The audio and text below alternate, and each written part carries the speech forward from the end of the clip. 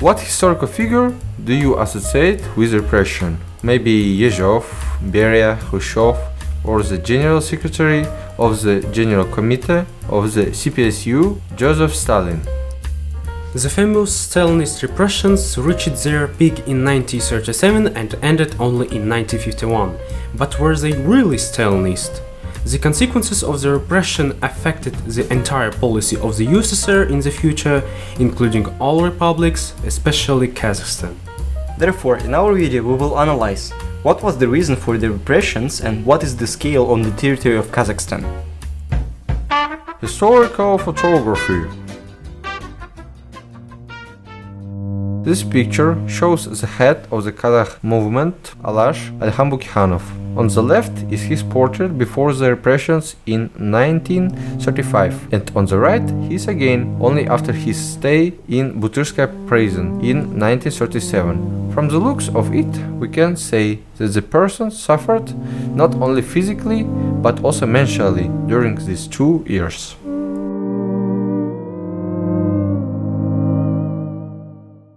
According to archival research by Oleg Mazokhin, around 45,000 people were arrested in the Kazakh SSSR from 1937 to 1938 under Article 58. And although, according to official data, 7,600 people were repressed in the North Kazakhstan region, and around 1,400 people of them were shot.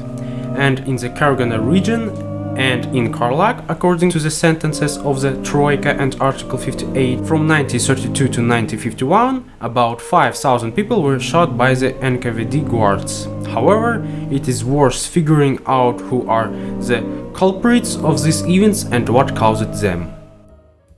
In this photo you see an election ticket that confirmed the existence of alternative party, elections in the Constitution of 1936.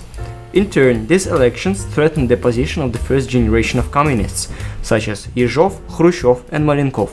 In turn, they initiated repressions in order to postpone the general elections in the 1936 constitution, in order to prove to Stalin the presence of many traitors who would make the elections ineffective, which eventually ended up with the arrest of head of the UNKVD, Yezhov, with subsequent waves of rehabilitation of prisoners in 1939 under the leadership of Beria.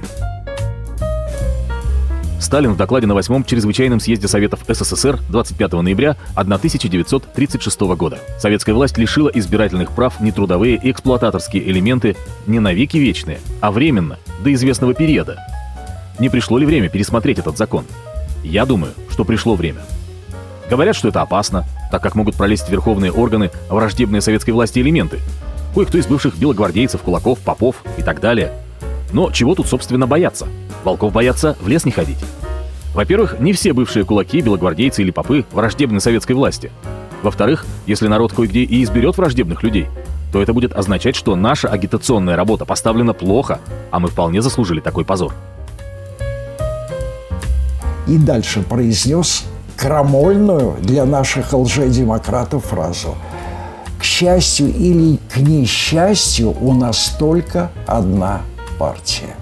То есть Сталин в этот момент уже понимал, что и демократизации, и вообще развитие страны стоит однопартийная система.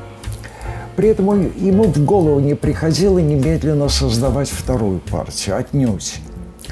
Он понимал, что для начала нужно ту существующую ВКПБ резко ограничить в ее всевластии. U.N. Zhukov, Doctor of Historical Sciences, a historian working in the archives, said about Stalin's role in repression that Stalin was neither good nor bad. According to the law, he simply could not unleash repressions or suspend them. What are firing lists? Any death sentence had to go to the Supreme Court of the USSR. The Supreme Court compiled a summary of these people sentenced to a death and sent them to the Judicial Commission of the Central Committee, which included Stalin. Firstly, there are very few execution sheets with Stalin's signature, and secondly, all these decisions of the Supreme Court sent to the Central Committee are still kept under the heading Top Secret and inaccessible to anyone. Here you can ask a question to Russian authorities. If you believe that Stalin is the only one responsible for repressions, open these materials and make them available. But normal human logic suggests that as soon as these documents are opened, it will become clear that Stalin is not an initiator of repressions. Otherwise, they would have been opened long ago, all these documents. Repression in most cases was an unjustifiably cruel measure of punishment, which is rightfully a huge mistake of the Soviet government at the time of the 1930s, and they still require thorough study with the use of classified archives.